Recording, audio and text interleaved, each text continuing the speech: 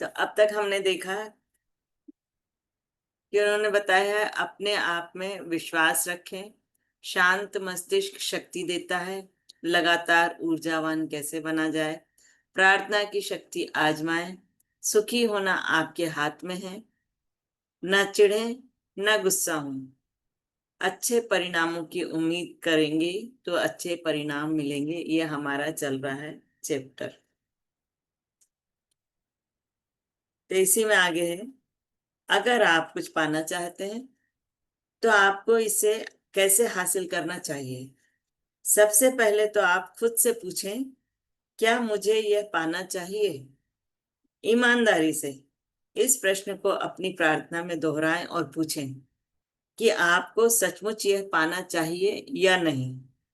तो सबसे पहले हमको ये मालूम होना चाहिए जो हम चाह रहे हैं वो सही में हमको चाहिए या नहीं, या यूं ही किसी की देखा देखी कि उसके पास ये है तो मेरे पास भी होना चाहिए, ऐसा तो नहीं है कहीं। अगर आपका जवाब हाँ में है तो फिर ईश्वर से इन चीजों की मांग करें, मांगने में झिझके नहीं।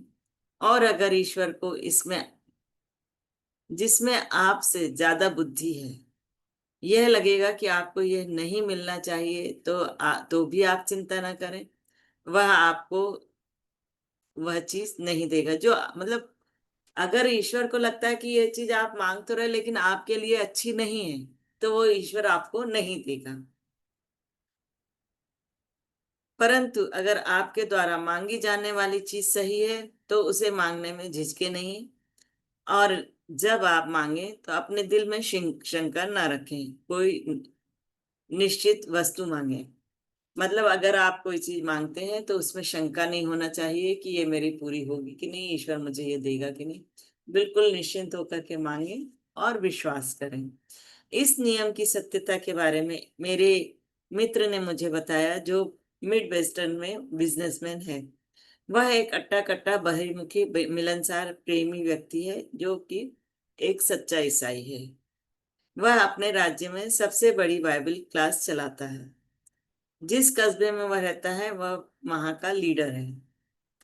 वह एक प्लांट का प्रमुख है जिसमें 40,000 लोग काम करते हैं।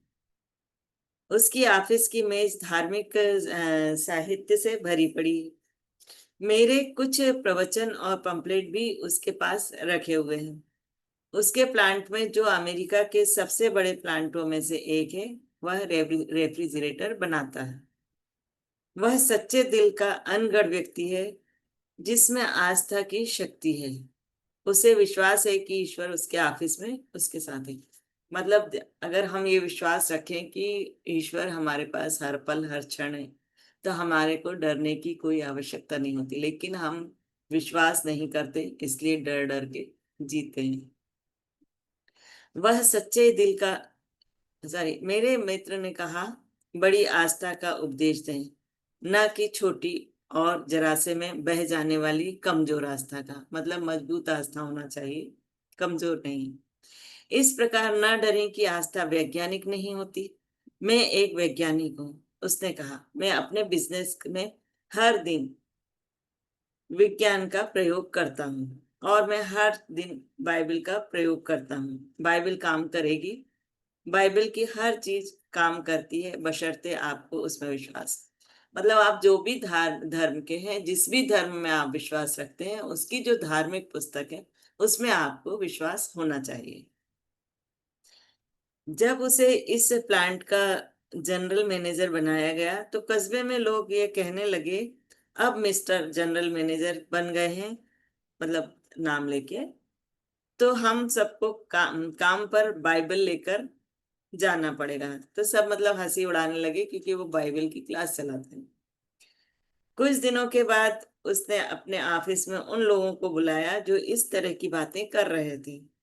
उसने उस भाषा का प्रयोग किया जो उनकी समझ में आ सके, और उसने कहा, मैंने सुना है कि आप लोग कस्बे में चारों तरफ कह रहे हैं कि चूंकि मैं अब जनरल मैनेजर बन गया हूं इसलिए अब आप सब लोगों को बाइबल ऑफिस में लेकर आनी पड़ेगी।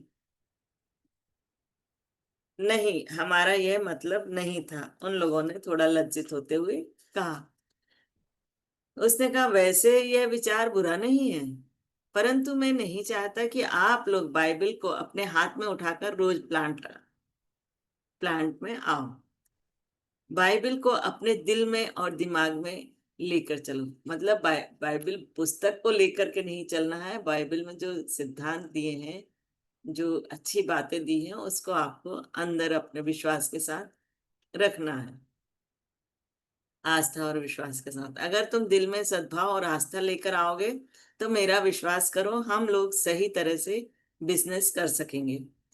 उसने कहा, जिस आस्था का हमें प्रयोग करना चाहिए वह है स्पष्ट आस्था, जो किसी निश्चित पहाड़ को हटा दे।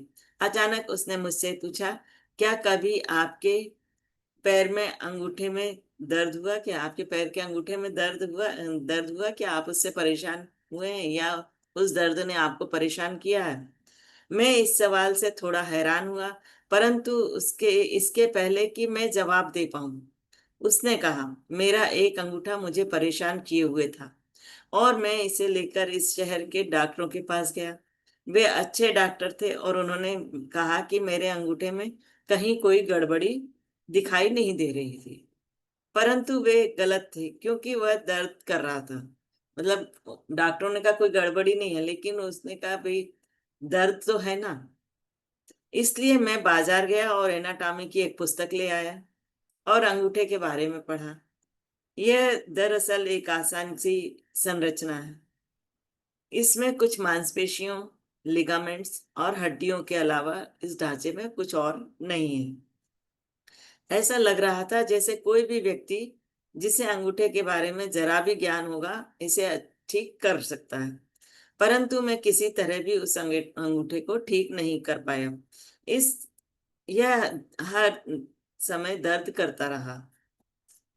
तो मैं एक दिन बैठा और मैंने उस अंगूठे की तरफ देखा, और फिर मैंने कहा, ईश्वर, मैं इस अंगूठे को सीधे तुम्हारे प्लांट में भेज रहा हूं। तुमने इस अंगूठे को बनाया है। मैं रेफ्रिजरेटर बनाता हूँ, और मैं रेफ्रिजरेटर के बारे में वह सब जानता हूँ जो जानने लायक है। जब हम रेफ्रिजरेटर बेचते हैं तो हम ग्राहक को सेवा की गारंटी देते हैं।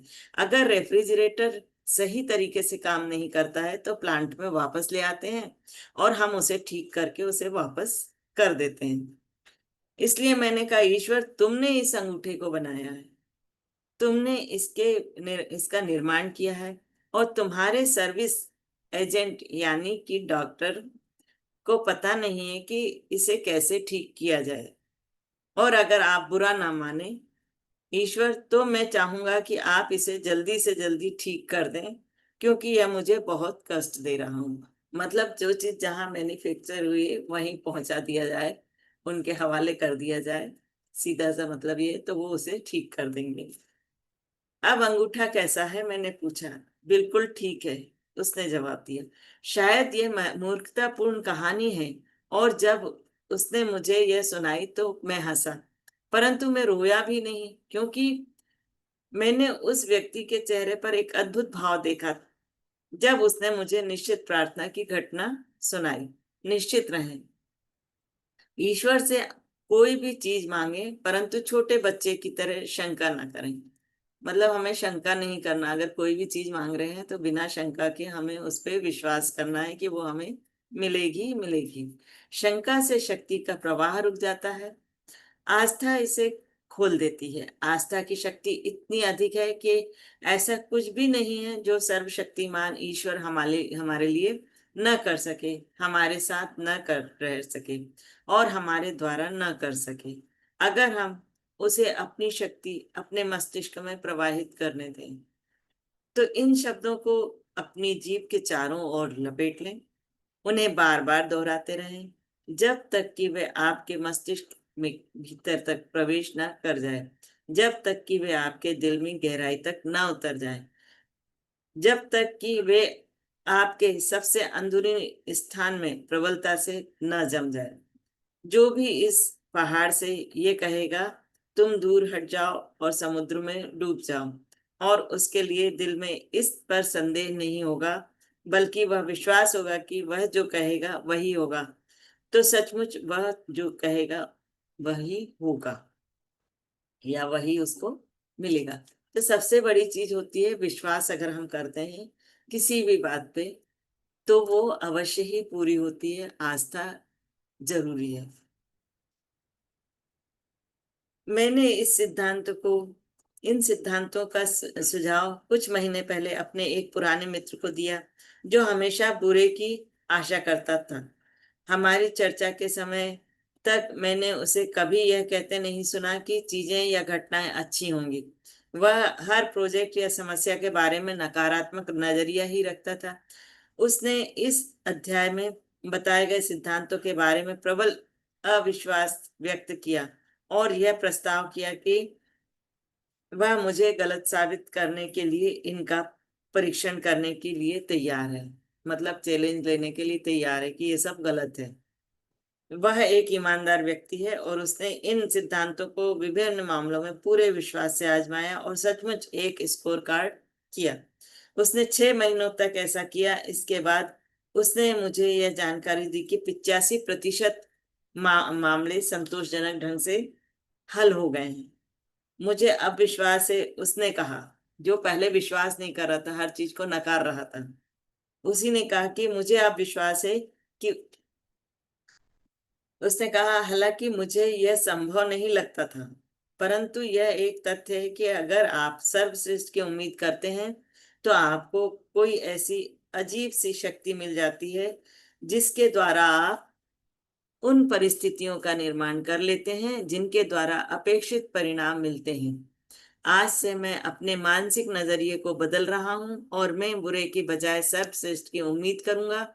मेरे परीक्षण में यह साबित किया कि यह सिद्धांत नहीं है बल्कि जीवन की स्थितियों का सामना करने का वैज्ञानिक तरीका है।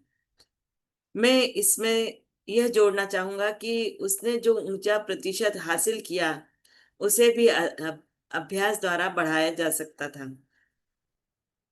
उम्मीद करने की कला का भी अभ्यास उतना ही आवश्यक है जितना किसी संगीत के यंत्र के साथ या गोल्फ के क्लब के साथ। कोई भी गहन सतत और बुद्धिमत्तापूर्ण अभ्यास के बिना इस कला में पारंगत नहीं हुआ है। यह भी ध्यान में रखा जाना चाहिए कि शुरुआत में मेरे मित्र की मानसिकता शंका की मानसिकता थी, जिस वजह से उसके शुरुआती परिणामों पर बुरा असर हुआ क्योंकि वो नकारात्मक था। इस कारण उसके ऊपर बुरा प्रभाव पड़ा था उस वक्त।